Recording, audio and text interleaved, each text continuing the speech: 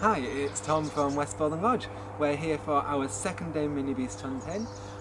If you missed yesterday's video, you can go back to our Facebook, Instagram, Twitter or YouTube channels and search for it on there. That introduces mini beast hunting and we looked at some mini beasts yesterday. We've got some more mini beasts for you today, so let's go and see what we can find. So today we're going to look at mini beasts that have no legs, and we're starting off with earthworms. Now there's 27 species of earthworm in the UK, and in some parts of the country, on really fertile land, there can be up to 500 earthworms per square metre. That sounds a lot, and that's because lots of them live really deep in the soil. So worms are a pretty important animal in England and in fact around the whole of the world. You can see here that the body has lots of segments, that's lots of sections all the way along. And adults have a sort of saddle that's about a third of the way along. It's used for reproduction, so you can only find it in adults. The first segment, the first section at the front of the worm, is its mouth. It eats things like soil, leaves, roots, and they pass all the way through its body and out of the other end. So its last segment is its bum. Now, that action is really important because worms can take nutrients and transfer them around the soil, taking things from the surface down into the deep soil and moving them all around. Their movement through the soil is also important for helping to create burrows or sort of hollows that air and water can pass through. That's really, really important for keeping the soil healthy and helping plants to grow. Now, worms might feel slimy because they make a sort of sticky slime that covers all of their skin. It helps them move through the soil, and it's also important for breathing because they breathe through their skin. So it's really important that if you ever catch a worm, you never let it dry out. Worms don't have eyes, but the first three segments do detect light, so they know if they're in a light, bright and open space, meaning that they're potentially more likely to be attacked, or a dark space where they're safer from birds that might want to eat them.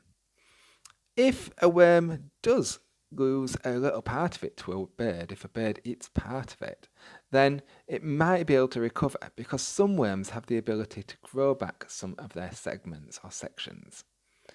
Now, most worms in the UK grow up to about 30 centimetres or so, and they can live sometimes for up to 7 or 8 years. But in other parts of the world, there's different types of worms. So I'll leave you with this one, a giant earthworm that they can grow up to 3 metres long. I was lucky enough to find this one when I visited South America a few years ago. Here we've got a different kind of mini beast. This one is a snail.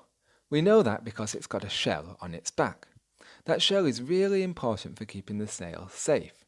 If it thinks it's under attack by a hedgehog or a bird, for example, it can retreat inside the shell where it is much safer and can't be eaten.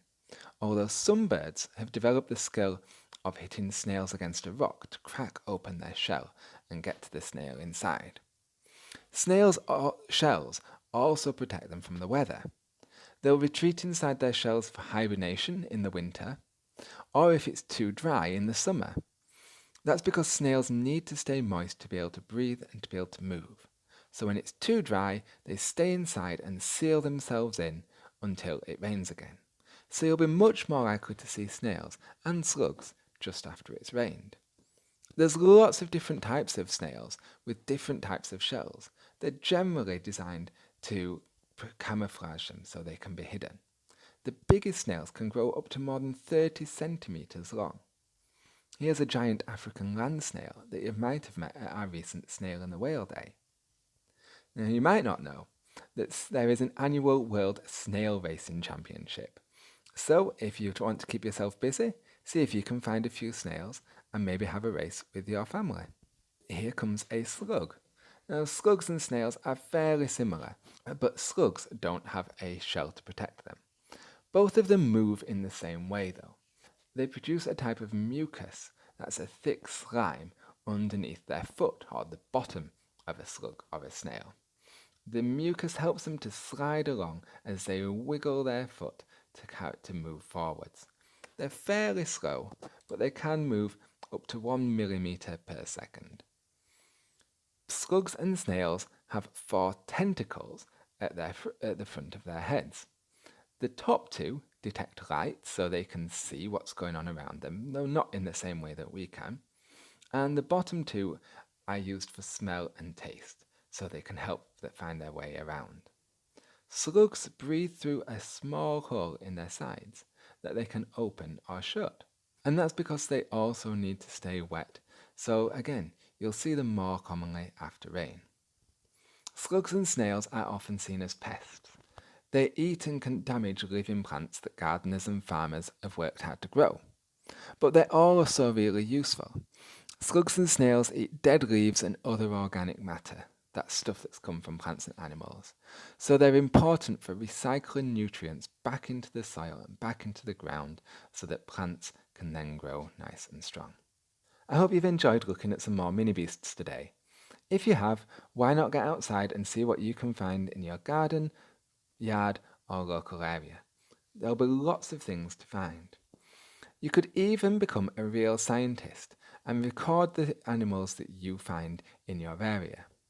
Visit the OPAL website, that's OPAL, explorenature.org, for lots of surveys and guides to how to identify some of the different creatures we've taken a look at over the last couple of weeks.